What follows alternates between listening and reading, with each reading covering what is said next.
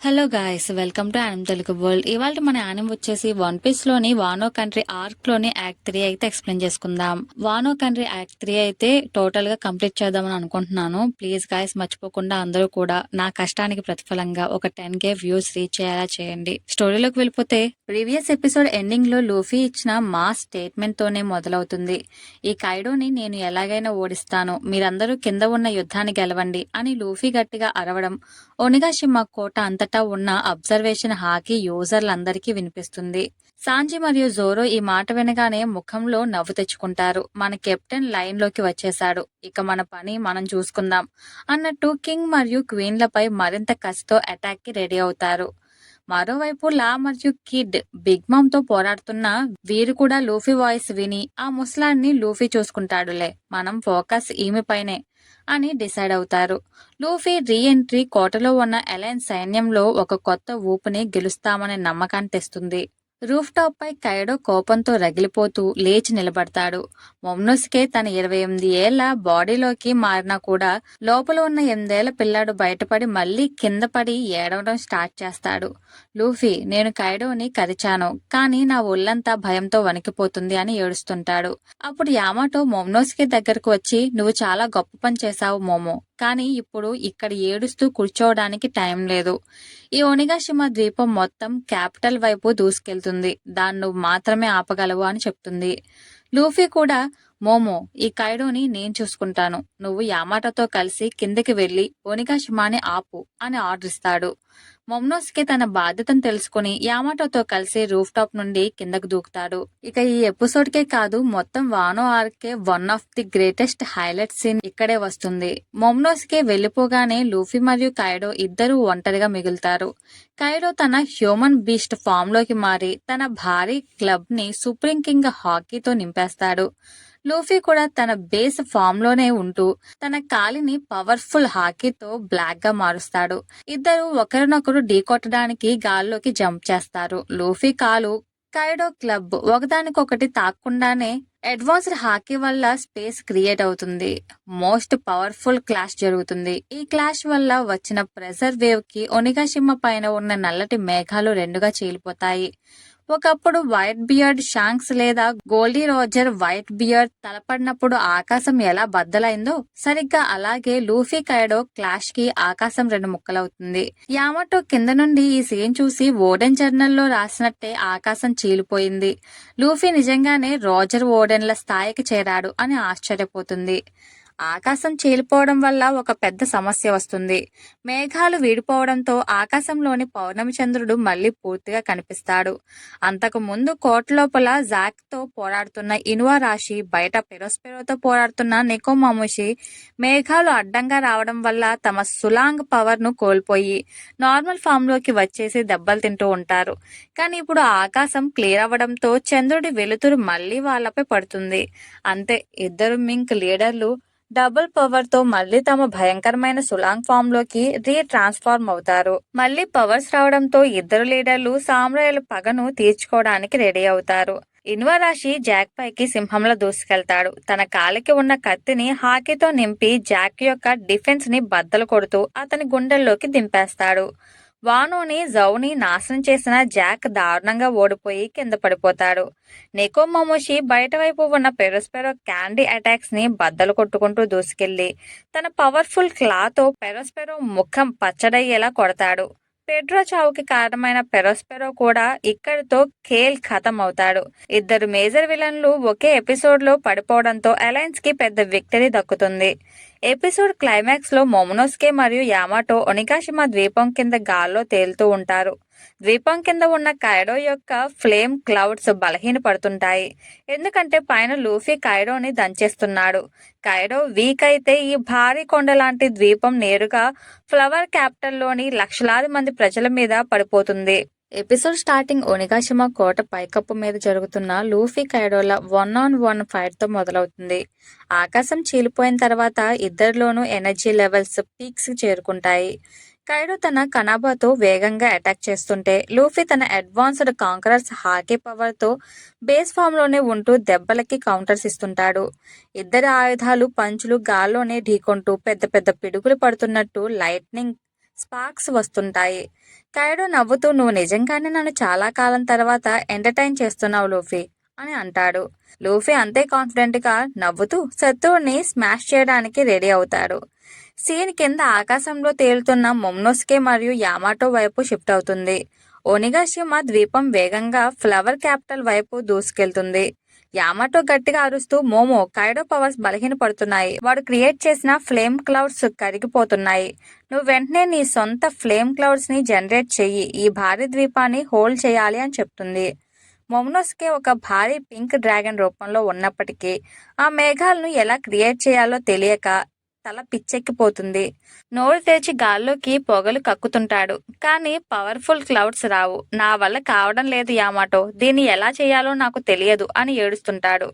మొమ్నోస్కే పడుతున్న తిప్పలు వానో భవిష్యత్తును ప్రమాదంలో పాడేసేలా చూపిస్తాయి. మొమ్నోస్కే మేఘాలను క్రియేట్ చేయడానికి ట్రై చేస్తుంటే యామాటోకి ఒక్కసారిగా ఒనిగాషిమా కోట బేస్మెంట్ లో ఉన్న ఒక భయంకరమైన రహస్యం గుర్తొచ్చి షాక్ అవుతుంది. కైడో ఈ ద్వీపంలో భారీ ఎత్తున గన్ పౌడర్ బాంబులు ఆయుధాలను స్టోర్ చేసి ఉంచాడు. ఒకవేళ మొమ్నోస్కే ద్వీపాన్ని ఆపలేక అది ఫ్లవర్ క్యాపిటల్ పై ల్యాండ్ అయినా లేదా మధ్యలో క్రాష్ అయినా ఆ కింద ఉన్న బాంబులన్నీ ఒక్కసారిగా పేలిపోతాయి. ఆ పేలుడు తీవ్రత ఎంత దారుణంగా ఉంటుందంటే కేవలం ఫ్లవర్ క్యాపిటల్ మాత్రమే కాదు, ఒనిగాషిమాలో ఉన్న లక్షలాది మంది శత్రువులు మిత్రులు అందరూ బూడిదైపోతారు. వానో కంట్రీ మొత్తం సర్వనాశనం అయిపోతుంది. ఈ ద్వీపం కేవలం ఒక కొండ కాదు మోమో, ఇది ఒక భారీ ఆటం బాంబ్ అని యామాటో అనడంతో సిచ్యుయేషన్ నెక్స్ట్ లెవెల్ సీరియస్ గా మారుతుంది. యామాటో వెంటనే ఆ బాంబులను డిఫ్యూజ్ చేయడానికి కోట లోపలికి పరిగెడుతుంది. సీన్ మళ్ళీ కోట లోపల ఉన్న లైఫ్ ఫ్లోర్ కి షిఫ్ట్ అవుతుంది. అక్కడ జోరో మరియు సాంజీలు ఒక రేంజ్ లో చెలరేగిపోతుంటారు. కత్తివేరుడు జోరో కింగ్ తో తలబడుతుంటాడు. కింగ్ తన పవర్ఫుల్ వింగ్స్ మరియు ఫైర్ అటాక్స్ తో జోరోని వెనక్కి నెట్టాలని చూస్తుంటాడు. కానీ జోరో తన 3 కత్తులకు హాకిని దట్టించి కింగ్ ముఖంపై ఉన్న మాస్క్ ని పగలగొట్టే రేంజ్ లో అటాక్ చేస్తుంటాడు. కింగ్ మాస్క్ కొద్దిగా డ్యామేజ్ అవడంతో వాడు పిచ్చి కోపంతో రగిలిపోతుంటాడు. మరోపక్క సాంజీ క్వీన్ తన సైబోర్గ్ బాడీ టెక్నాలజీ మరియు లేజర్ బీమ్స్ తో సాంజీని టార్గెట్ చేస్తాడు. సాంజీ తన స్పీడ్ మరియు డయబుల్ జాంబ్ ఫైర్ కిక్స్ తో క్వీన్ లేజర్లను గాల్లోనే తన్నుకుంటూ కౌంటర్ ఇస్తాడు. జోరో సాంజీల కాంబినేషన్ స్క్రీన్ పై మోస్ట్ స్టైలిష్ గా ఉంటుంది. ఎపిసోడ్ క్లైమాక్స్ లో వరల్డ్ గవర్నమెంట్ కి చెందిన సీక్రెట్ ఏజెంట్లు సిపిఓ రంగంలోకి దిగుతారు. వాళ్ళు ఒక గదిలో కూర్చుని ఓనిగాషిమా మ్యాప్ ని చూస్తూ గేమ్ ప్లాన్ చేస్తుంటారు. కైడో ఓడిపోయినా లేదా గెలిచిన వానో కంట్రీని వరల్డ్ గవర్నమెంట్ చేతుల్లోకి తీసుకోవడమే వాళ్ళ మెయిన్ టార్గెట్.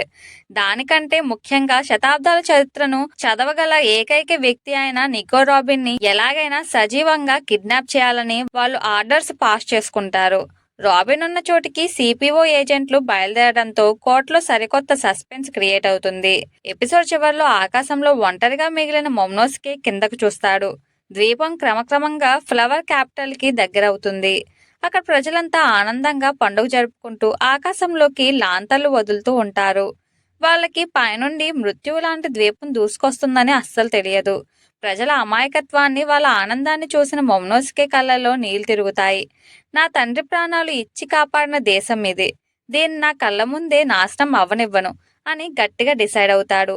భయంతో ఏడుస్తూనే తన సర్వశక్తులు పెట్టి గాల్లోకి దూకి ఎలాగైనా మేఘాలను క్రియేట్ చేయాలని పట్టుదలతో మొమ్నోస్కే గట్టిగా అరుస్తాడు. కట్ చేస్తే ఒనిగాషిమా రూఫ్ టాప్ పై లూఫీ కైడోల మధ్య జరుగుతున్న ఫైట్ గ్లిమ్స్ తో మొదలవుతుంది. ఇద్దరు అడ్వాన్స్డ్ హాకీతో ఒకరినొకరు ఢీకొడుతుంటే ఆకాశంలో మెరుపులు వస్తుంటాయి.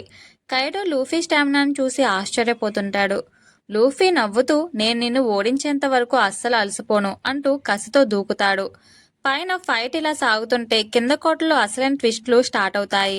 కోట లోపల మంటలు విపరీతంగా వ్యాపిస్తున్న టైంలో యామాటో బేస్మెంట్ లో ఉన్న ఆయుధాల గది వైపు వేగంగా పరిగెడుతుంది. ఒనిగాషిమా క్రాష్ అయితే అక్కడ ఉన్న బాంబులు పేలి వానో మొత్తం బూడిదైపోతుందని యామాటోకి తెలుసు. దారిలో బీస్ట్ పైరట్స్ అడ్డుపడిన తన కనాబోతో వాళ్ళని ఈజీగా క్లియర్ చేసుకుంటూ ముందుకు దూసుకెళ్తుంది. ఇదే టైంలో కోటలోని మిగిలిన ఫ్లోర్లలో ఉన్న పైరట్ల పరిస్థితిని చూపిస్తారు. వరల్డ్ గవర్నమెంట్ ఏజెంట్లు సిపిఓ లైవ్ ఫ్లోర్ వైపు అడుగులు వేస్తుంటారు.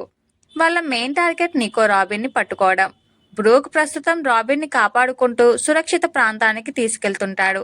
సిపిఓకి బ్రూక్ రాబిన్లకి మధ్య దూరం తగ్గుతుండటం వల్ల కోర్టు లోపల ఒక రకమైన సస్పెన్స్ టెన్షన్ బిల్డ్ అవుతుంది. ఇక ఈ ఎపిసోడ్ కే కాదు, సాంజీ క్యారెక్టర్ ఆర్క్ లోనే one of the biggest mind blowing scene ఇక్కడే వస్తుంది. లైఫ్ లో సాంజీ మరియు క్వీన్ల మధ్య ఫైట్ దారుణంగా జరుగుతుంది. క్వీన్ తన సైబోర్గ్ పవర్స్, లేజర్ బీమ్స్ మరియు తన భారీ తోకతో సాంజీని గట్టిగా పట్టుకుని పిండేస్తాడు.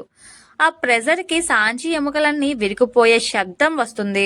అందరూ సాంజీ పని అయిపోయిందని అనుకుంటారు. కానీ ఉన్నట్టుండి సాంజీ బాడీలో ఒక వింత మార్పు స్టార్ట్ అవుతుంది.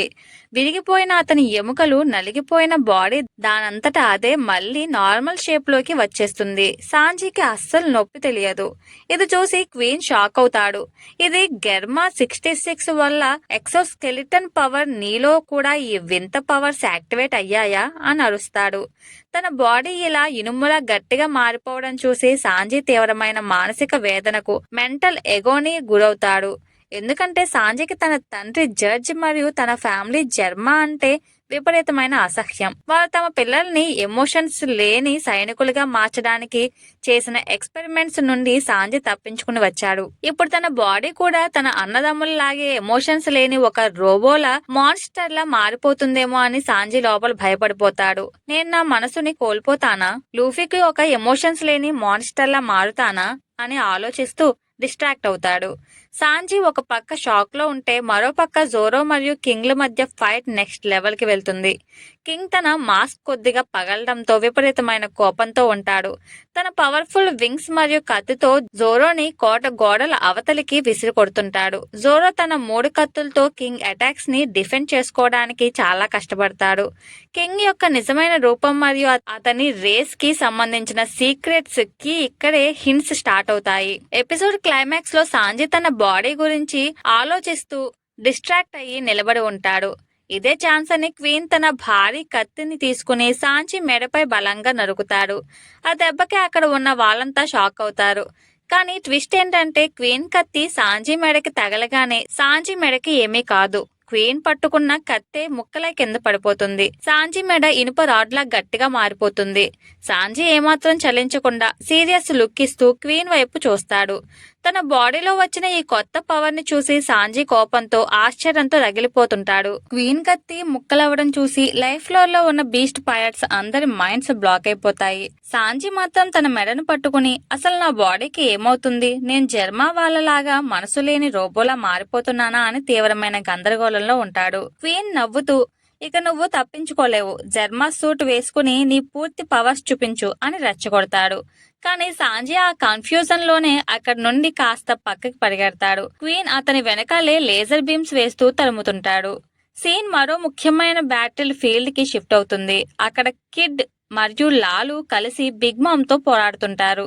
కానీ సడన్ గా కిడ్ కి విపరీతమైన తలనొప్పి, గుండె నొప్పి వచ్చి కింద పడిపోతాడు. బిగ్ మామ్ అటాక్ చేయకపోయినా కిడ్ రక్తం కక్కుకుంటూ వెలవెల్లాడుతుంటాడు. లాకి అసలు ఏం జరుగుతుందో అర్థం కాదు. కిడ్ బాడీకి ఇలా దెబ్బలు తగలడానికి అసలు కారణం కోర్టులోని మరో ఫ్లోర్ లో జరుగుతున్న కిల్లర్ వర్సెస్ బాసిల్ హకిన్స్ ల పోరాటం. 3rd ఫ్లోర్ లో కిడ్ పైరట్స్ కి చెందిన కిల్లర్ హకిన్స్ తో దారుణంగా ఫైట్ చేస్తుంటాడు. హకిన్స్ తన స్ట్రాస్ట్రా డెవిల్ ఫ్రూట్ పవర్స్ తో కిడ్ యొక్క లైఫ్ ని తన బాడీకి లింక్ చేసి ఉంచుతాడు. కిల్లర్ తన బ్లేడ్లతో హకిన్స్ ని ఎక్కడ నరికినా ఆ దెబ్బ హకిన్స్ కి తగలకుండా నేరుగా కిడ్ బాడీకి తగులుతుంది. హకిన్స్ క్రూరంగా నవ్వుతూ తన తలను గోడకేసి గట్టిగా కొట్టుకుంటాడు. అక్కడ గోడ పగిలితే ఇక్కడ కిడ్ తల పగిలి రక్తం వస్తుంది. నువ్వు నన్ను చంపాలనుకుంటే నీ కెప్టెన్ కిడ్ ని నీ చేతులతో నువ్వే చంపుకున్నట్టు అవుతుంది అని హకిన్స్ కిల్లర్ ని బ్లాక్ మెయిల్ చేస్తాడు. కిల్లర్ తన కెప్టెన్ ని కాపాడుకోవడానికి ఆయుధాలు కింద పడేసి హకిన్స్ కాళ్ళ మీద పడి వేడుకుంటాడు. హకిన్స్ కిల్లర్ ని దారుణంగా తన్నుతూ హింసిస్తాడు. కిడ్ కింద పడి నరకం చూస్తున్నా సరే లూఫీ కైడోతో పోరాడుతున్నాడని, తాము ఇక్కడ వెనక్కి తగ్గకూడదని గట్టిగా అరుస్తాడు. కిడ్ ఇచ్చిన ఆ డిటర్మినేషన్ చూసి కిల్లర్ లోపల ఒక కొత్త ప్లాన్ వర్కౌట్ అవుతుంది. కిల్లర్ నెమ్మదిగా నవ్వుతూ లేచి నిలబడతాడు. కిల్లర్ హకిన్స్ వైపు చూస్తూ, హకిన్స్, నేను 2 ప్రశ్నలు అడుగుతాను, కరెక్ట్ గా సమాధానం చెప్పు. ఒకవేళ నేను నిన్ను నరికితే ఆ దెబ్బ ఎక్కడికి వెళ్తుంది అని అంటాడు. హకిన్స్ విసుగ్గా, నీకు ఎన్నిసార్లు చెప్పాలి, ఆ దెబ్బ కిడ్కి తగులుతుంది అంటాడు. అప్పుడు కిల్లర్ తన సెకండ్ క్వశ్చన్ అడుగుతాడు, అయితే కిడ్కి లేని భాగం నీ బాడీలో ఎక్కడుందో చెప్పు అని అడుగుతాడు. హకిన్స్ ఆ ప్రశ్నకి ఒక్క క్షణం షాక్ అయ్యి ఆలోచించే లోపే కిల్లర్ కంటి రెప్పపాటు కాలంలో దూసుకొచ్చి హకిన్స్ యొక్క ఎడమ చేతిని దారుణంగా నరికేస్తాడు. హకిన్స్ నొప్పితో గట్టిగా అరుస్తూ కింద పడిపోతాడు. హకిన్స్ బాడీ నుండి రక్తం చెందుతుంది, కానీ కిడ్ కి ఏమీ కాదు. ఎందుకంటే లాంగ్ బ్యాక్ షాంక్స్ తో జరిగిన ఫైట్ లో కిడ్ ఆల్రెడీ తన ఎడమ చేతిని కోల్పోయాడు. కిడ్ కి ఎడమ చేయి లేదు కాబట్టి హకిన్స్ ఎడమ చేయి నరికినప్పుడు ఆ డ్యామేజ్ వెళ్ళడానికి కిడ్ బాడీలో లెఫ్ట్ ఆర్మ్ లేదు. అందువల్ల వూడూ డాల్ ట్రిక్ ఫెయిల్ అయ్యి హకిన్స్ కి ఆ దెబ్బ డైరెక్ట్ గా తగులుతుంది. హకిన్స్ కట్ అయిన తన చేయి నుండి కిడ్ వుడ్ డాల్ ని బయటకు తీయగా కిల్లర్ దాన్ని లాక్కుని వెంటనే తొక్కి పడేస్తాడు. దీంతో కిడ్ హకిన్స్ ల మధ్య ఉన్న లైఫ్ లింక్ కట్ అయిపోతుంది. లింక్ కట్ అవగానే కింద ఫ్లోర్ లో ఉన్న కిడ్ ఒక్కసారిగా ఫుల్ ఎనర్జీతో లేచి నిలబడతాడు. తన నొప్పంతా మాయమైపోతుంది. బిగ్ మామ్ వైపు చూసి మాస్ లుక్ ఇస్తూ, లా మన రూట్ క్లియర్ అయింది, ఇక ఈమె పని చెప్దామని అరుస్తాడు. పైన థర్డ్ ఫ్లోర్ లో హకిన్స్ కి పిచ్చి కోపం వస్తుంది. తన ఆఖరి కార్డు అయిన పవర్ఫుల్ స్టా మాన్స్టర్ ని పిలిచి కిల్లర్ ని చంపడానికి వస్తాడు. కానీ కిల్లర్ ఏమాత్రం భయపడకుండా తన బ్లేడ్లను వేగంగా తిప్పుతూ బ్లేడ్ సోనిక్ అటాక్ తో ఆ స్ట్రా మాన్స్టర్ ని ముక్కలు ముక్కలు చేసి నేరుగా హకిన్స్ ముఖంపై ఒక పవర్ఫుల్ స్లాష్ ఇస్తాడు. హకిన్స్ కళ్ళు తిరిగి దారుణంగా ఓడిపోయి కింద పడిపోతాడు. హకిన్స్ స్పృహ తప్పి పడిపోవడంతో కిడ్ పైరట్స్ అందరూ గాల్లోకి ఎగురుతూ సంబరాలు చేసుకుంటారు. కిల్లర్ తీవ్రంగా గాయపడినా తన కెప్టెన్ ని కాపాడుకున్నాను అనే తృప్తితో నవ్వుతూ నిలబడతాడు. కింద ఫ్లోర్ లో ఉన్న కిడ్ కి పూర్తి ఎనర్జీ తిరిగి రావడంతో అతను తన మెటల్ పవర్స్ ని యాక్టివేట్ చేసి చుట్టుపక్కల ఉన్న ఇనుప వస్తువులన్నిటినీ తన వైపు లాక్కుంటాడు. బిగ్ మామ్ వైపు సీరియస్ లుక్ ఇస్తూ, ఇక అసలైన ఆట ఇప్పుడే స్టార్ట్ అయింది ముసల్దానా అని గట్టిగా అరుస్తాడు. లా కూడా తన రూమ్ ని రెడీ చేసుకుని బిగ్ మామ్ ని ముగించడానికి సిద్ధమవుతాడు. లైఫ్ లో మరోవైపు సాంజీ తీవ్రమైన మానసిక గందరగోళంలో ఉంటూనే క్వీన్ నుండి తప్పించుకోవడానికి కోట కారిడార్ లో పరుగులు తీస్తుంటాడు. క్వీన్ తన భారీ బాడీతో సాంజీ వెనకాలే వస్తూ లేజర్ బీమ్స్ వేస్తుంటాడు. నువ్వు ఎంత పరిగెత్తినా లాభం లేదు జర్మా కుర్రాడా, నీ ఒంట్లో ఉన్న సూట్ వేసుకుని నీ పూర్తి పవర్స్ చూపించు అని అరుస్తుంటాడు. సాంజీ మాత్రం తన బాడీలో వచ్చిన ఇనుప ఎక్సోస్కెలిటన్ మార్పులను చూసి తాను ఎక్కడ ఎమోషన్స్ లేని ఒక రోబోలా మారిపోతాను అని భయపడుతూ క్వీన్ కి దొరకకుండా తన స్పీడ్ ని వాడుతూ తప్పించుకుంటూ ఉంటాడు. ఈ ఎపిసోడ్ లోనే వానో ఆర్క్ ని మరో పెద్ద ప్రమాదంలోకి నెట్టే మోస్ట్ సీరియస్ ట్విస్ట్ వస్తుంది. చనిపోయాడనుకున్న ఓడెన్ నమ్మక ద్రోహి కంజూరో రక్తం కారుతూ ప్రాణాలు చివరి క్షణంలో లేచి నిలబడతాడు. ఓరోచి ఫోన్ లో ఇచ్చిన ఆర్డర్ ప్రకారం కంజూరో తన ఇంక్ డెవిల్ ఫ్రూట్ ఆఖరి సర్వశక్తులు పెట్టి ఒక భయంకరమైన భారీ అగ్ని రాక్షసుడిని గీస్తాడు. దాని పేరే కెంబో, ఫైర్ డేమన్ అన్నమాట. ఈ కెంబో అనేది ఒక నల్లటి పొగ మరియు భయంకరమైన మంటలతో కూడిన దెయ్యం లాంటి ఆకారం. ఇది కోట గోడల గుండా ప్రయాణించగలదు. ఇది ఏ వస్తువుని తాకినా అది తగలబడి బూడిద అయిపోతుంది. బీస్ట్ పైరట్స్ అలయన్స్ సైన్యం అందరూ నాతో పాటు ఈ అగ్నిలో కలిసిపోవాల్సిందే అంటూ కంజూరో నవ్వుతూ ప్రాణాలు వదులుతాడు. ఈ కెంబో నెమ్మదిగా కోట బేస్మెంట్ లో ఉన్న బాంబుల గది వైపు కదలడం స్టార్ట్ అవుతుంది. మరోవైపు ఒక సీక్రెట్ రూమ్ లో దాక్కున్న ఒరోచి సైకోలో నవ్వుకుంటూ ఉంటాడు. లూఫీ సైన్యం, కైడో సైన్యం ఒకరినొకరు చంపుకుని ఆ కెంబో సృష్టించే మంటల్లో కోట కింద ఉన్న బాంబుల పేలి అందరూ చావాలని వాడు ప్లాన్ చేస్తాడు. అదే టైంలో కోటలోని వేరే ఫ్లోర్ లో స్క్రాచ్ మ్యాన్, అప్పు మరియు ఎక్స్ డ్రేక్ ల మధ్య ఒక ఆసక్తికరమైన సంభాషణ జరుగుతుంది. అప్పు తన చేతిలో ఉన్న ఒనిగాషిమా వార్ అప్డేట్స్ ని చూపిస్తూ డ్రేక్ కి ఒక సీక్రెట్ డీల్ ఆఫర్ ఇస్తాడు. కైడో అయినా లూఫీ అయినా ఎవరో ఒకరే మిగులుతారు. మనం ఇద్దరం కలిసి ఒక థర్డ్ పార్టీ అలయన్స్ క్రియేట్ చేసి చివర్లో గెలిచిన వాడిని దెబ్బతీసి వానోని మన చేతుల్లోకి తీసుకుందాం అని అప్పు చెప్తాడు.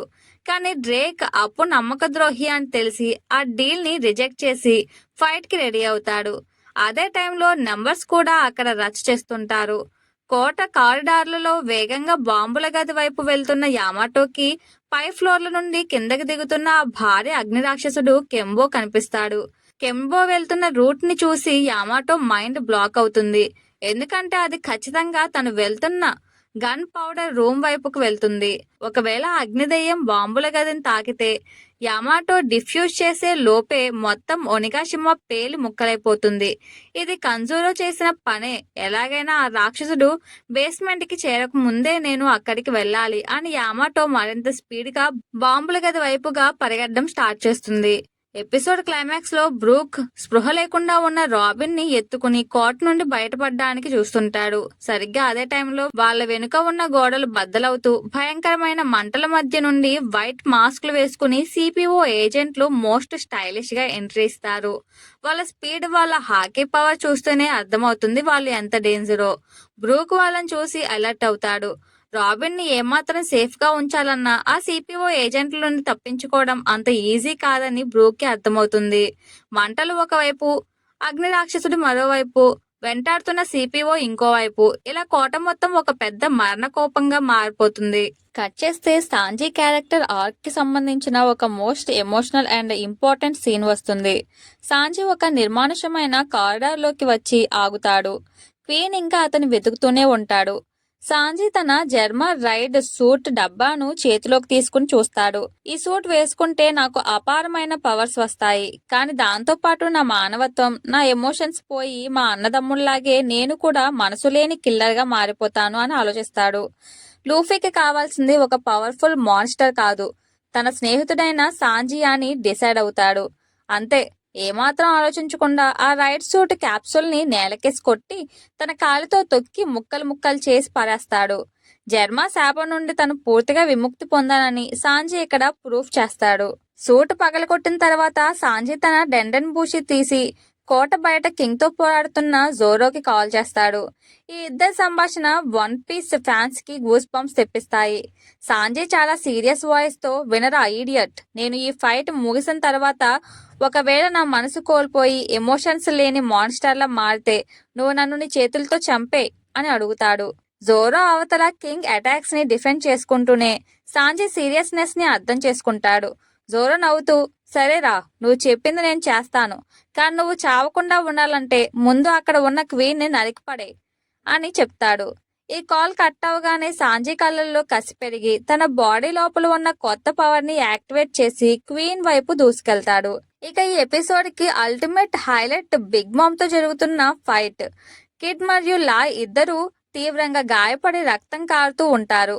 బిగ్ మామ్ చాలా ఈజీగా వాళ్ళ అటాక్స్ ని తట్టుకుంటూ తన హోమిస్ ప్రమోతియస్, నెపోలియన్, హెరాతో వాళ్ళని దంచి కొడుతుంది. ఇలాంటి కొత్త తరం పిల్లలు నన్ను ఓడించలేరు, వైట్ బియర్డ్ లాగే మీరు కూడా నా కాళ్ళ కింద నలిగిపోవాల్సిందే అంటూ బిగ్ మామ్ అట్టహాసంగా నవ్వుతుంది. కిడ్, లా ఇద్దరు కింద పడి శ్వాస తీసుకోవడానికి ఇబ్బంది పడుతుంటారు, కానీ వాళ్ళ కళ్ళల్లో ఓటమి అస్సలు కనిపించదు. ఇద్దరు ఒకరినొకరు చూసుకుని ఇక మన ఆఖరి కార్డు ఓపెన్ చేయక తప్పదు అని సైగలు చేసుకుంటారు.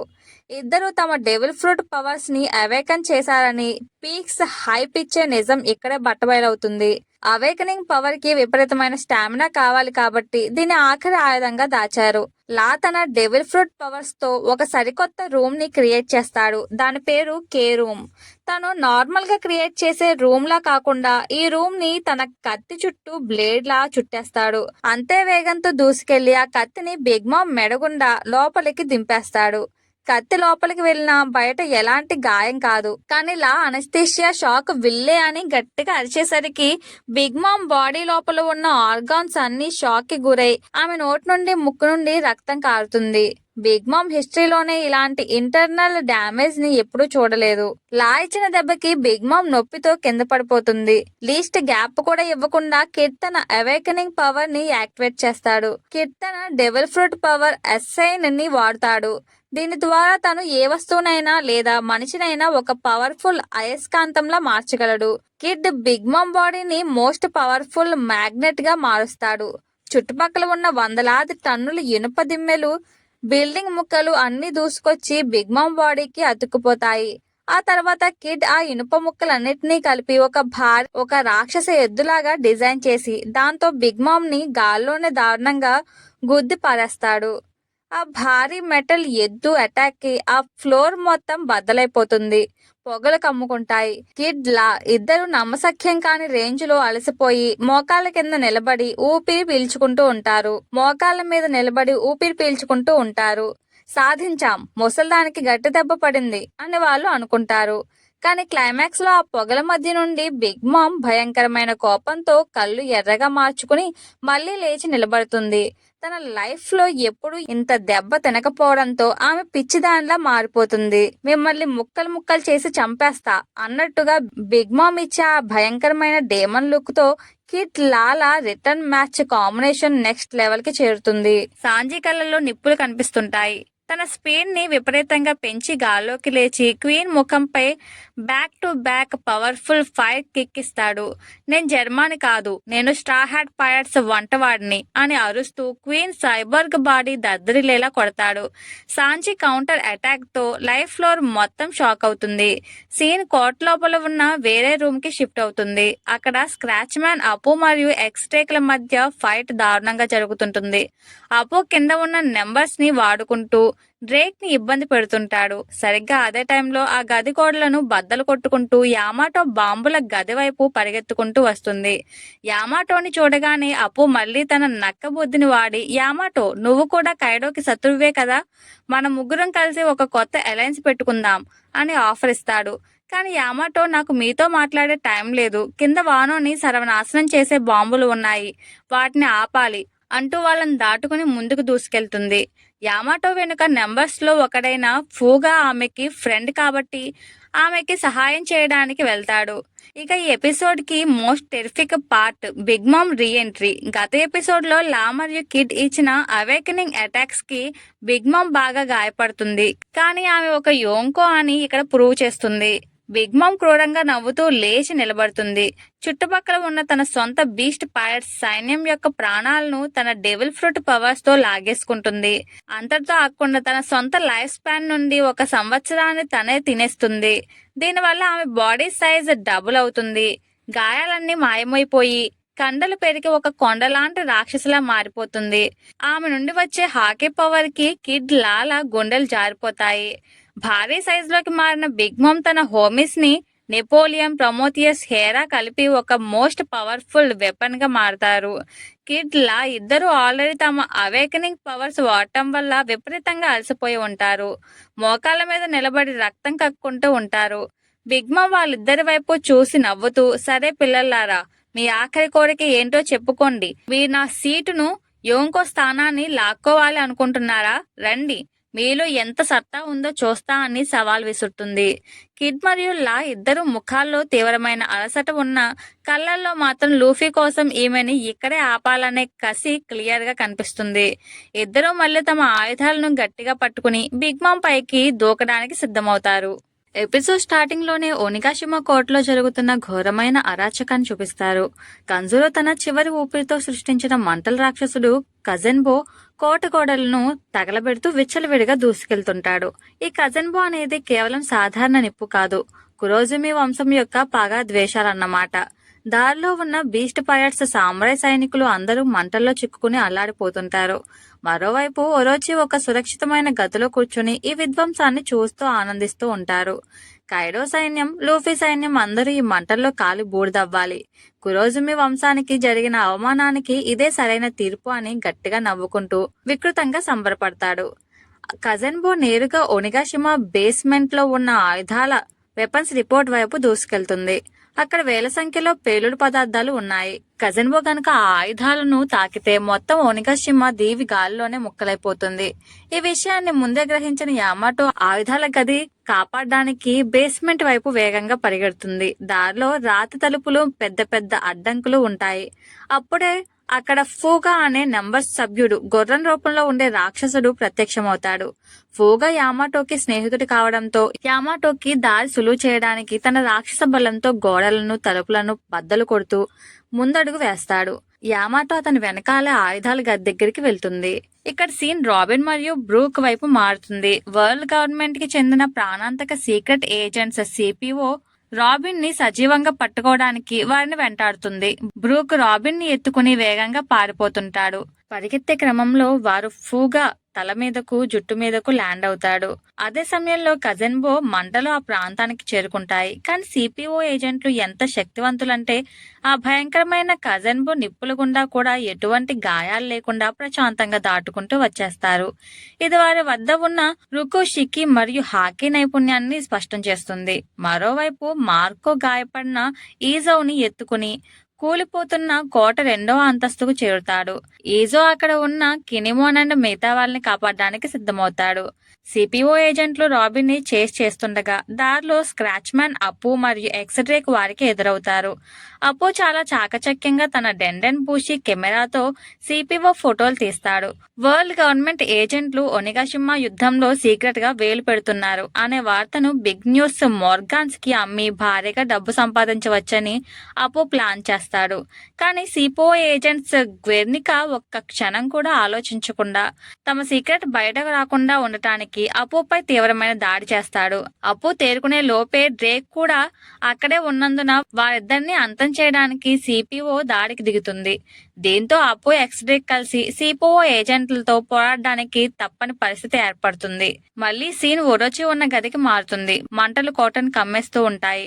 ఒరోచికి అకస్మాత్తుగా దూరంగా ఒక మధురమైన సంగీతం వినిపిస్తుంది. అది జాపనీస్ సాంప్రదాయ వాయిద్యమైన షామిసేన్ నాదం.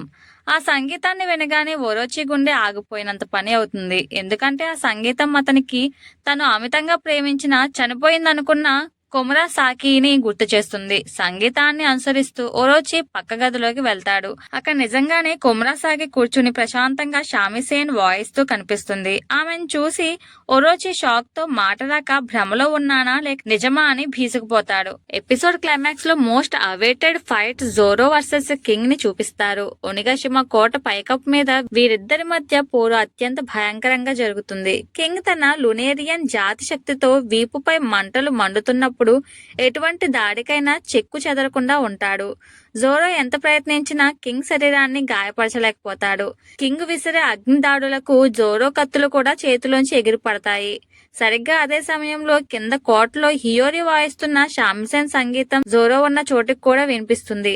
ఆ సంగీతాన్ని వినగానే జోరో చేతిలోని ఎన్మా కత్తి విపరీతంగా రియాక్ట్ అవడం మొదలు పెడుతుంది. ఎన్మా కత్తి జోరో శరీరంలోని హాకీని విపరీతంగా లాక్కుంటూ రాక్షసంగా పీల్చేయడం మొదలు పెడుతుంది. జోరో చెయ్యి నల్లగా మారి కత్తి నుండి అపారమైన ఆరా బయటకు వస్తుంది.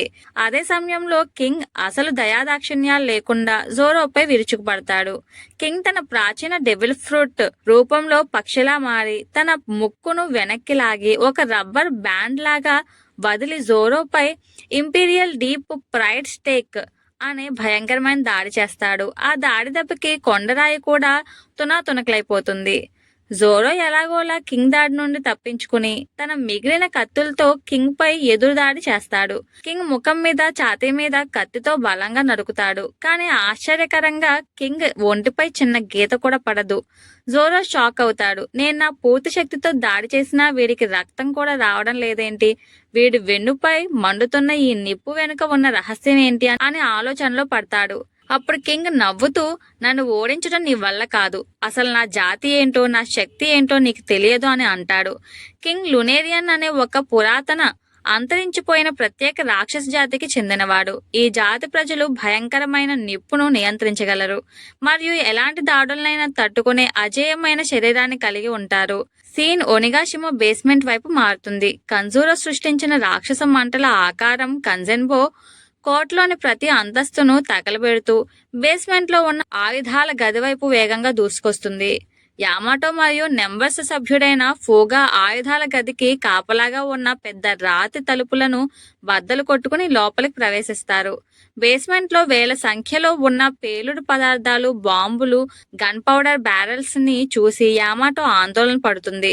కజెన్బో గనుక ఈ గదిలోకి వస్తే ఒనిగాషిమా మొత్తం పేలిపోయి కింద ఉన్న ఫ్లవర్ క్యాపిటల్ పై పడుతుంది. వేలాది మంది అమాయక ప్రజలు చనిపోతారా అని యామాటో గ్రహిస్తుంది. కజెన్బో ఇక్కడికి రాకముందే ఆ పేలుడు పదార్థాలను తన ఐస్ శక్తులతో గడ్డ కట్టించాలని యామాటో ప్లాన్ చేస్తుంది. ఇక్కడ సీన్ రాబిన్ మరియు బ్రూక్ల వైపు మారుతుంది. సిపిఓ ఏజెంట్లు వీరిని వెంటాడుతుండగా దారిలో అప్పు మరియు ఎక్స్డ్రేక్ వారితో పోరాడుతుంటారు. మరోవైపు కోర్టులో పోరాడుతున్న సాంజీ కూడా జోరో ఉన్న వైపు నుండి వస్తున్న భారీ ఆరాను ఎన్మా కత్తి క్రియేట్ చేస్తున్న అల్జర్ని అనుభవిస్తాడు. అలాగే జోరో కూడా పదే పదే తన గతాన్ని గుర్తు చేసుకోవడం మొదలు పెడతాడు. ఎన్మా కత్తి తనకు ఎలా వచ్చింది, దాన్ని తయారు చేసింది ఎవరు అనే విషయాలు అతని మైండ్లో తిరుగుతూ ఉంటాయి.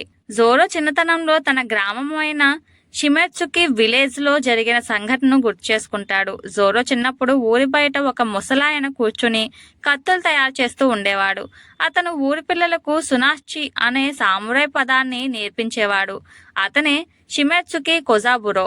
కొజుకి ఓడెన్ కత్తి ఎన్మాన్ తయారు చేసిన మాస్టర్ సామురాయ్. కొజాబురో చిన్నప్పుడు జోరోతో ఇలా అంటాడు, కత్తులు అనేవి మనుషులను చంపే ఆయుధాలు మాత్రమే కాదు, ప్రతి కత్తికి ఒక వ్యక్తిత్వం, ఒక ఆత్మ ఉంటుంది.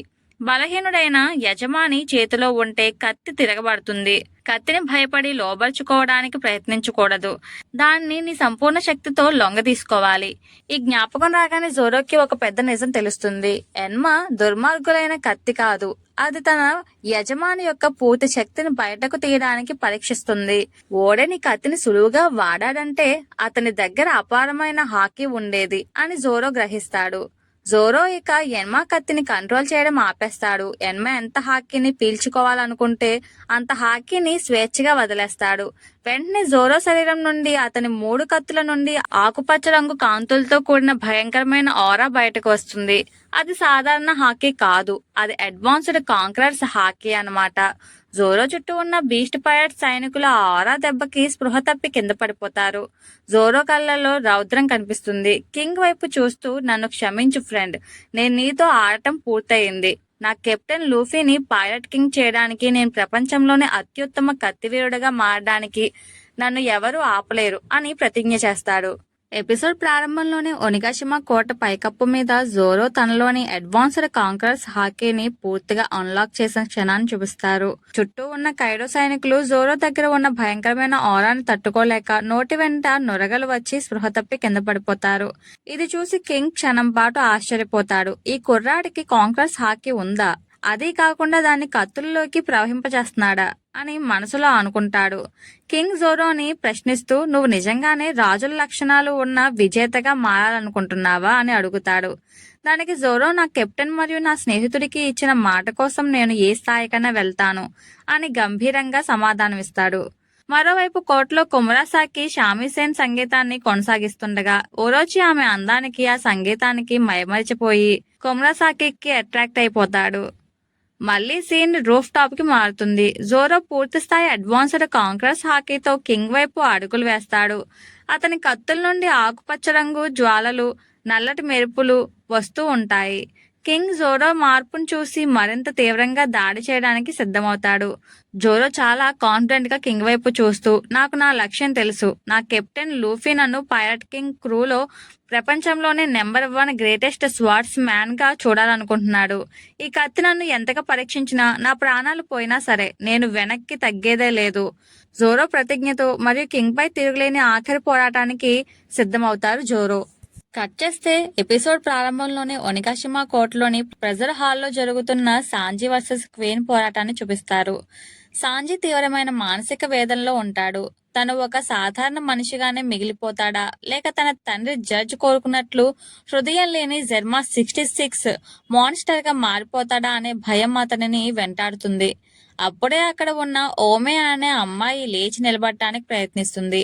గత ఎపిసోడ్ లో ఓమే గాయపడడానికి కారణం తను కాదని, ఇన్విజిబుల్ గా ఉన్న క్వీన్ ఆమెను కొట్టాడని సాంజీకి పూర్తిగా అర్థమవుతుంది.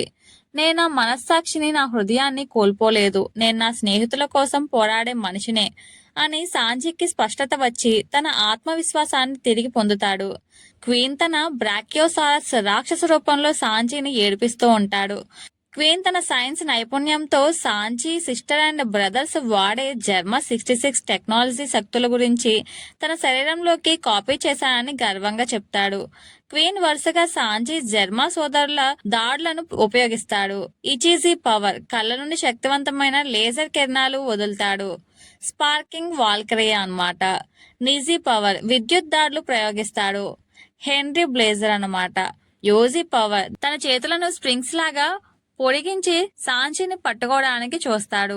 వించ్ క్వీన్, క్వీన్ విసిరే ప్రతి దాడిని సాంజి తన అద్భుతమైన వేగంతో సైబోర్గ్ ఎముకల రికవరీ శక్తితో తట్టుకుంటూ ఎదుర్కొంటాడు. సాంజి అంటాడు, నీలాంటి దుర్మార్గుడు జన్మ శక్తులను వాడటం నా కుటుంబం చేసిన తప్పులకు పరాకాష్ట అని మండిపడతాడు. క్వీన్ తన ఆఖరి ఆయుధంగా రైజు శక్తులకు సంబంధించి మరియు తన స్టెల్త్ బ్లాక్ ఆకారమైన ఇన్విజిబిలిటీని ఉపయోగిస్తాడు. క్వీన్ పూర్తిగా గాల్లో మాయమైపోతాడు. సాంజీ కూడా తన అత్యంత వేగవంతమైన కదలికలతో హై స్పీడ్ మూమెంట్ తో గాల్లోనే మాయమైపోతాడు. ఇద్దరు కంటికి కనిపించకుండా కేవలం వారి అడుగుల శబ్దాలు మాత్రమే ఆ గదిలో ప్రతిధ్వనిస్తుంటాయి.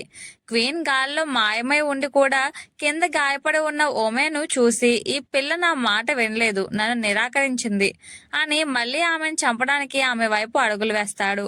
క్వీన్ వేస్తున్న అడుగుల శబ్దాన్ని, అతను ఓమె వైపు వెళ్తున్న ఉద్దేశాన్ని సాంజి తన అబ్జర్వేషన్ హాకీ ద్వారా పసిగడతాడు. ఓమెన్ కాపాడడానికి క్వీన్ అహంకారాన్ని అణచడానికి సాంజీ కోపంతో రగిలిపోతాడు. సాంజి తన శరీరంలో వచ్చిన ఎక్సోస్కెలెటన్ జెనెటిక్స్, తనలోని బలమైన ఆర్మమెంట్ హాకీని మరియు తన అమితమైన కోపాన్ని, ఆవేశాన్ని ఒకే చోట కంబైన్ చేస్తాడు. సాధారణంగా సాంజీ కాళ్లకు ఎర్రటి మంటలు, డియబుల్ జంబే వస్తాయి. కానీ ఈ కొత్త శక్తి వల్ల అతని కాళ్ళకి నీలిరంగు జ్వాలలు, బ్లూ ఫ్లేమ్స్ వస్తాయి. ఈ నీలిరంగు మంటలు సాధారణ అగ్ని కంటే 1000 రెట్లు ఎక్కువ ఉష్ణోగ్రత మరియు పేలుడు శక్తిని కలిగి ఉంటాయి. దీనికే సాంజి ఇఫ్రిట్ జంబే అని పేరు పెడతాడు. నా కాలు ఈ వేడికి కరిగిపోవు, ఎందుకంటే నా ఎముకలు ఇప్పుడు ఉక్కు కన్నా గట్టివి అని సాంజీ అరుస్తాడు. నీలిరంగు మంటల కాంతితో సాంజీ గాల్లోకి ఎగిరి క్వీన్ పై విరుచుకుపడతాడు. క్వీన్ తేరుకునే లోపే సాంజీ పిడుగుల లాంటి వరుస కాలి దెబ్బలతో క్వీన్ శరీరాన్ని ముక్కలు ముక్కలు చేస్తాడు. సాంజీ వేసే ప్రతి దాడికి ఒక్కో పేరు ఉంటుంది. ప్రీమియర్ హాకీస్ ముఖంపై దాడి, మటన్ షాట్ ఛాతీపై దాడి, బౌలబైజీ కడుపుపై దాడి. ఈ దాడికి క్వీన్ ఒంటిపై ఉన్న జెర్మా 66 మెకానికల్ భాగాలు, సైబోర్గ్ ఆయుధాలు అన్ని బద్దలైపోతాయి. క్వీన్ నోటి వెంట రక్తం కారుతూ ఉంటుంది. ఆఖరిగా సాంజి తన పూర్తి శక్తిని ఉపయోగిస్తూ బీఫ్ బర్స్ట్ అనే డిస్ట్రక్టివ్ ఫినిషింగ్ కిక్ విసురుతాడు. ఈ దెబ్బ క్వీన్ రాక్షస శరీరం ఒనిగాషిమా కోట గోడలను బద్దలు కొట్టుకుంటూ ఆకాశంలోకి ఎగిరిపోతాడు. కైడో సైన్యంలో ఆల్ స్టార్ విపత్తుగా పేరున్న క్వీన్ ది ఫ్లేగ్ ని సాంజి పూర్తిగా ఓడించేస్తాడు. యుద్ధం పూర్తయిన తర్వాత సాంజీ గాయపడిన ఓమే దగ్గరకు వచ్చి, నువ్వు సురక్షితంగా ఉన్నావు అని వినయంగా చెప్తాడు. అంతటి తీవ్రమైన పోరాటం, శరీరంలో వచ్చిన విపరీతమైన మార్పులు మరియు నీలిరంగు మంటల వల్ల కలిగిన అలసట కారణంగా సాంజీ ఒక్కసారిగా స్పృహ తప్పి ఓమే ఒడిలో పడిపోతాడు. ఓమే సాంజిని కాపాడడానికి ఇతర పని మనుషులను పిలుస్తుంది. కట్ చేస్తే స్టార్టింగ్ లోనే ఒనిగాషిమా కోట పైకప్పుపై జోరో మరియు కింగ్ మధ్య ఫైట్ జరుగుతూ ఉంటుంది. జోరో తన అడ్వాన్స్డ్ కాంకరర్స్ హాకీని కత్తుల ద్వారా కింగ్ పై అటాక్ చేస్తున్నా కింగ్ తన శరీరంపై ఉన్న మంటలతో చెక్కు చెదరకుండా ఉంటాడు. కింగ్ తన ప్రాచీన పటేరా నోడాన్ రూపంలో విపరీతమైన వేగంతో గాల్లో ఎగురుతూ జోరోపై ఇంపీరియల్ ఫ్లేమ్ వింగ్స్ అనే భయంకరమైన అగ్నిజ్వాల దాడులు చేస్తూ ఉంటాడు. జోరో ఈసారి చాలా జాగ్రత్తగా కింగ్ శరీర కదలికలను గమనిస్తాడు. వీడి వీపుపై మంటలు మండుతున్నంతసేపు వీడి శరీరం రాయి కన్నా గట్టిగా ఉంటుంది. ఏ దాడి పనిచేయదు, కానీ వీడు వేగంగా దాడి చేయడానికి ముందుకు వచ్చినప్పుడు ఆ వీపుపై మంటలు ఆరిపోతున్నాయి. సరిగ్గా ఆ సమయంలోనే వీడి డిఫెన్స్ తగ్గుతుంది అని జోరో కింగ్ బలహీనతను పసిగడతాడు. ఈ పోరాటంలో కింగ్ అసలు పేరు ఆల్బర్ తన గతాన్ని గుర్తు చేసుకుంటాడు. చిన్నతనంలో వరల్డ్ గవర్నమెంట్ పరిశోధన కేంద్రంలో లునేరియన్ జాతికి చెందినవాడు కావడంతో అతనిని లాబొరేటరీలో ఎలుకలా వాడుతూ నరకయాతన పెడతారు. అక్కడికి జైలును బద్దలు కొట్టుకుంటూ వచ్చిన యంగ్ కైడో ఆల్బర్ట్ ని కలుస్తాడు. నువ్వు లునేరియన్వి కదా, నాతో రా, నేను ఒక కొత్త ప్రపంచాన్ని నిర్మిస్తున్నాను, అక్కడ నిన్ను ఎవరు బంధించలేరు అని కైడో ఆల్బర్ట్ ను కాపాడతాడు. ఆ క్షణం నుండి ఆల్బర్ట్ కైడోని తన దేవుడిగా భావించి అతనికి కుడిభుజంగా మారి తన పేరును కింగ్ గా మార్చుకుంటాడు. కైడోని పైరట్ కింగ్ అవుతాడు అనే నమ్మకంతో కింగ్ తన జీవితాన్ని కైడోకి అంకితం చేశాడు. మళ్ళీ ప్రెసెంట్ ఫైట్ లో జోరో కింగ్ బలహీన క్షణాన్ని ఆధారం చేసుకుని తన అడ్వాన్స్డ్ కాంకరర్స్ హాకీ కత్తులతో ఎదురుదాడి చేస్తాడు. జోరో చేసిన తీవ్రమైన స్వర్డ్ స్ట్రైక్ దెబ్బకి కింగ్ ముఖానికి ఉన్న నల్లటి మాస్క్ సగం విరిగిపోతుంది. మాస్క్ విరిగిపోగానే కింగ్ అసలు రూపం బయటపడుతుంది.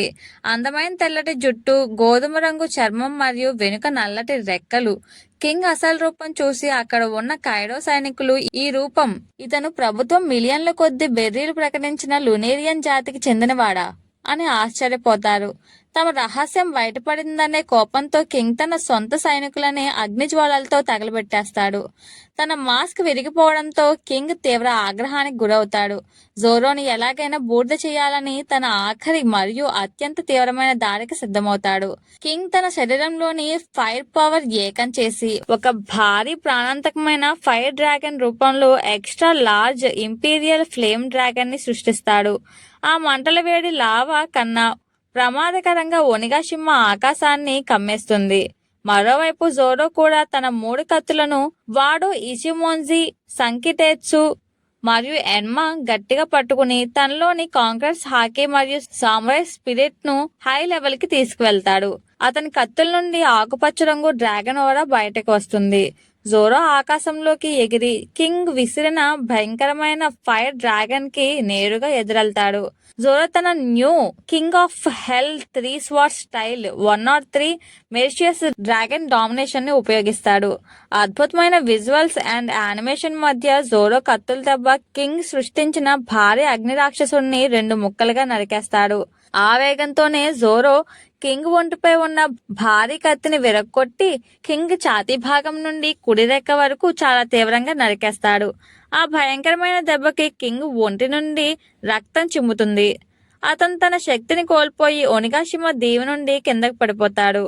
జోరో గాల్లో నిలబడి తీవ్రంగా అలసిపోయి రక్తం కారుతూ కూడా గంభీరంగా ప్రకటిస్తాడు, నా పేరు నరకపు రాజు, కింగ్ ఆఫ్ హెల్. నా కెప్టెన్ లూఫీని పైరట్ కింగ్ చేయడానికి వచ్చే దారిలో నిలబడే ఏ రాక్షసుడినైనా నేను నరికేస్తా. కింగ్ పూర్తిగా స్పృహ తప్పి ఓడిపోవడంతో కైడో క్రూలోని ఆల్ స్టార్స్ అందరూ ఓడిపోయి ఉంటారు. కట్ చేస్తే కింగ్ పై జోరో సాధించిన చారిత్రాత్మక విజయం తర్వాత ఒనిగాషిమా కోట పైకప్పుపై వాతావరణాన్ని చూపిస్తారు. కింగ్ ను ఓడించిన తర్వాత జోరో శరీరం తీవ్ర అలసటకు గురవుతుంది. కిన్షో గ్రేవ్ డ్రగ్ ప్రభావం తగ్గిపోవడం వల్ల అంతకు ముందు అనుభవించిన దెబ్బలు, ఎన్మా లాగిన హాకీ ప్రభావం రెట్టింపై జోరో గాలిలో స్పృహ తప్పి కిందకు పడిపోతుంటాడు. మరోవైపు కోట లోపల ఉసోప్ తీవ్రంగా గాయపడి ఉన్న కినెమోన్ మరియు కీకులను రక్షించడానికి తీవ్రంగా ప్రయత్నిస్తుంటాడు. చుట్టూ మంటలు కమ్మేస్తుండగా కైడో సైనికులు వారిని చంపడానికి వస్తుంటారు. ఉసోప్ తన భయాన్ని పక్కన పెట్టి తన స్పైడర్ ప్యాక్ మరియు గన్ పౌడర్ దాడితో సైనికులను అడ్డుకుంటూ వారిద్దరిని కాపాడటానికి ప్రాణాలకు తెగించి పోరాడుతుంటాడు. ఉసోప్ సైనికులను అడ్డుకోవడానికి కష్టపడుతున్న సమయంలో అక్కడికి వైట్ బియర్డ్ క్రూ మాజీ కమాండర్ ఓడెన్ అనుచరుడైన ఈజవ్ ఎంట్రీ ఇస్తాడు. ఈజవ్ తన వద్ద ఉన్న గన్లతో రీలోడ్ చేస్తూ క్షణాల్లో కైడో సైనికులను తునాతునకలు చేస్తాడు. ఈజవ్ ఉసోప్ను చూసి, నువ్వు కినెమోన్ కీకులను తీసుకుని ఇక్కడి నుంచి వెంటనే పారిపో, నేను వీరిని అడ్డుకుంటాను అని చెప్తాడు. ఉసోప్ మొదట ఆలోచించిన సామ్రాయిల ప్రాణాలను కాపాడడం తన బాధ్యత అని గ్రహించి వారిని మోసుకుంటూ సురక్షిత ప్రాంతానికి పరిగెడతాడు. ఈజవ్ అక్కడే నిలబడి వచ్చే శత్రువులను అడ్డుకోవడానికి సిద్ధమవుతాడు. ఈజవ్ కోట హాలు గుండా ముందుకు వెళ్తుండగా అనుకోకుండా వరల్డ్ గవర్నమెంట్ సీక్రెట్ ఏజెంట్లు అయిన సిపిఓకి ఎదురవుతాడు. సిపిఓ ఏజెంట్లు రాబిన్ ను పట్టుకునే పనిలో ఉన్నందున మొదట ఈజవ్తో పోరాటానికి ఇష్టపడరు. మా దారికి అడ్డురాకు, నేను ఏమీ చేయం అని గ్వేర్నికా అంటాడు. కానీ ఈజో తన ఫ్రెండ్స్ అయిన కీకు మరియు సామురాయ్ యుద్ధం సురక్షితంగా సాగాలంటే సిపిఓ అడ్డంకిగా మారకూడదని భావిస్తాడు. మీరు వరల్డ్ గవర్నమెంట్ ఏజెంట్లు, లూఫీ అండ్ సామురాయ్లకు మీ వల్ల ముప్పు ఉంది అని గ్రహించి ఈజో తన పిస్టళ్లను ఎత్తి సిపిఓకి సవాల్ విసురుతాడు. దీంతో ఈజో వర్సెస్ సిపిఓ మధ్య భయంకరమైన ఫైటింగ్ ప్రారంభమవుతుంది. కట్ చేస్తే కోట పైకప్పు పైన ప్రారంభమవుతుంది. లూఫీతో తీవ్రమైన పోరాటం జరుగుతుండగానే కైడో అకస్మాత్తుగా ఒక పెద్ద బాటిల్ తీసి మద్యం తాగడం మొదలు పెడతాడు. లూఫీ కోపంతో, నువ్వు యుద్ధం మధ్యలో ఎందుకు తాగుతున్నావు అని అడిగితే కైడో నవ్వుతూ, నేను నిన్ను గుర్తించాను, అందుకే ఈ యుద్ధాన్ని ఆస్వాదిస్తూ తాగుతున్నాను అని అంటాడు. కైడో వాడే ఈ విచిత్రమైన పోరాట శైలిని షూజో మాట్సురి డ్రంకెన్ డ్రాగన్ టెక్నిక్స్ అని పిలుస్తారు. ఈ తాగుబోతు మోడ్లో కైడో మూడ్ క్షణాల్లో మారిపోతూ ఉంటుంది. లూఫీతో ప్రేమగా, చిలిపిగా మాట్లాడడం మొదలు పెడతాడు. ఒనిగాషిమా కోట వినాశనాన్ని, తన శ్రమంతా పాడు కావడాన్ని చూసి అకస్మాత్తుగా ఏడవడం మొదలు పెడతాడు. లూఫీ తీవ్ర ఆగ్రహంతో నీ నాటకాలు నా దగ్గర చెల్లవు అని కైడోపై దాడికి దిగుతాడు. కైడో తన హైబ్రిడ్ రూపం నుండి సంపూర్ణ డ్రాగన్ రూపంలోకి మారి తన నోటి నుండి విపరీతమైన బోరో బ్రీత్ ను వదులుతాడు. ఆ బోరో బ్రీత్ కోటను చీల్చుకుంటూ వెళ్తూ ఉంటాయి. లూఫీ ఈ దాడిని తప్పించుకుని వెంటనే తన పవర్ తో తన చేతులను గాల్లో స్ప్రింగ్ లాగా మెలికలు తిప్పుతూ గోముగోమునో హైడ్రా అనే భారీ వరుస పిడికిల్ దాడులను కైడోపై విసురుతాడు. ఈ దాడుల్లో లూఫీ అడ్వాన్స్డ్ కాంక్రీట్ హాకీని ఉపయోగిస్తాడు. లూఫీ చేతిలో కైడో శరీరాన్ని తాకకుండానే గాల్లోని భయంకరమైన పిడుగులు, నల్లటి విద్యుత్ కాంతులు వస్తాయి. కైడో ఈ దాడులకు రక్తం కక్కుంటూ తీవ్రంగా దెబ్బతింటాడు. లూఫీ దాడుల వేగానికి తెరుచుకున్న కైడో లూఫీ అబ్జర్వేషన్ హాకీ ద్వారా భవిష్యత్తును కొద్ది సెకండ్లు ముందుగానే చూస్తున్నాడని గ్రహిస్తాడు. కైడో నవ్వుతూ, భవిష్యత్తు చూడటం నీకొక్కడికే వచ్చనుకుంటున్నావా అని చెబుతూ తాను కూడా తన అబ్జర్వేషన్ హాకీతో భవిష్యత్తును చూడటం ప్రారంభిస్తాడు. లూఫీ ప్రయోగించే తదుపరి పంచ్ ఎటు వస్తుందో ముందే పసిగట్టి కైడో డ్రాగన్ రూపంలో గాల్లోనే తిరుగుతూ తప్పించుకుంటాడు.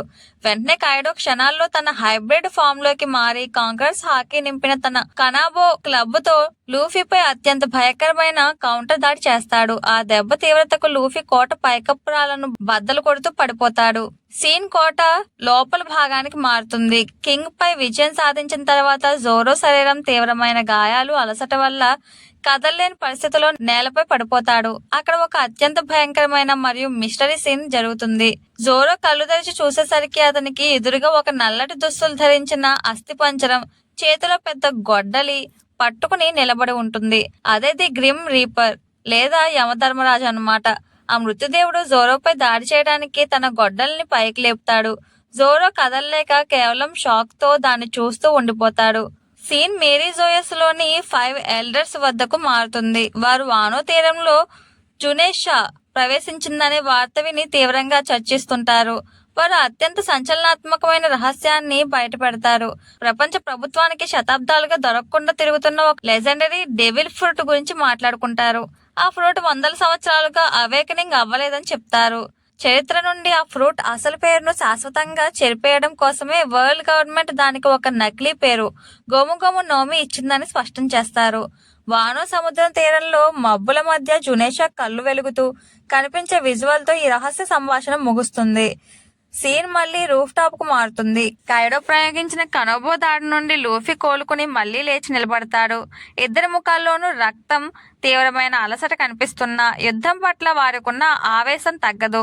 నేను సామ్రాయిల నమ్మకాన్ని కాపాడుతాను, వానోకి స్వతంత్రం తెస్తాను అని లూఫీ అరుస్తాడు. కైడో కూడా నవ్వుతూ లూఫీతో యుద్ధాన్ని కొనసాగించడానికి సిద్ధమవుతాడు. మరోవైపు మంటలు వ్యాపించిన రూమ్ లో రైజో మరియు కైడో నింజా హెడ్ ఫుకురోజుల మధ్య యుద్ధం సాగుతూ ఉంటుంది. జుట్సు పోరాటం ముగింపుకు వస్తుంది. ఇద్దరు మంటల్లో కాలిపోతున్న రైజో తన నింజా పవర్స్ ని పట్టుదలను వీడడు. చివరికి ఫుకురోకుజు మంటల తాకిడిని తట్టుకోలేక నీళ్ల కోసం అరుస్తూ స్పృహ తప్పి కింద పడిపోతాడు.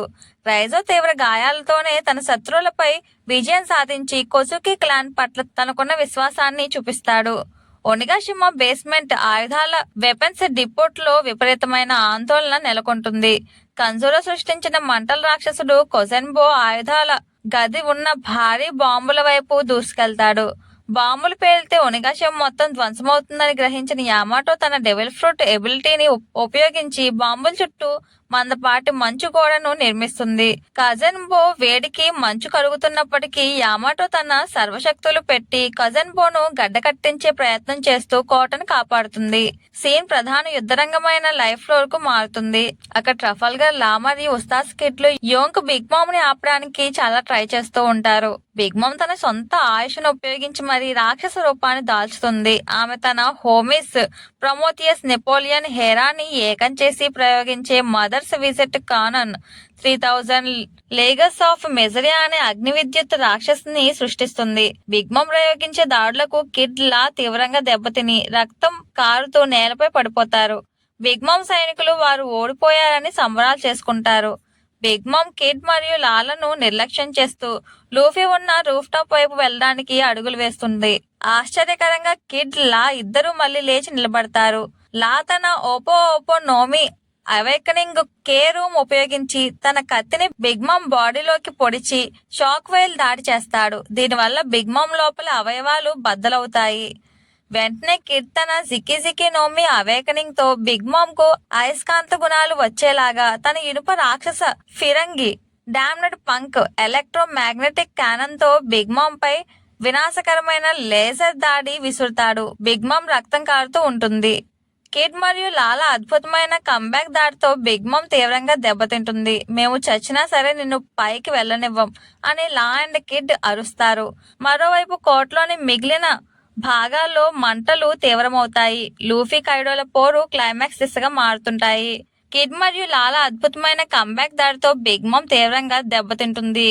కిడ్ పైగా తన అయస్కాంతం పవర్ తో ఆ ఇనుప పార్ట్స్ అన్నిటినీ కూడా ఒక ఎద్దులా చేసి దాంతో బిగ్ మామ్ ని గుద్దేలా చేస్తాడు. ఆ రకంగా బిగ్ మామ్ చాలా కోలుకొని దెబ్బలతో విలువెల్లాడుతూ ఉంటుంది. ఈ ఎపిసోడ్ కిందే ఫ్రెండ్స్. నెక్స్ట్ ఎపిసోడ్ లో మళ్ళీ కలుద్దాం. అంతకన్నా ముందు మర్చిపోకుండా please like, share, subscribe and comment చేయండి.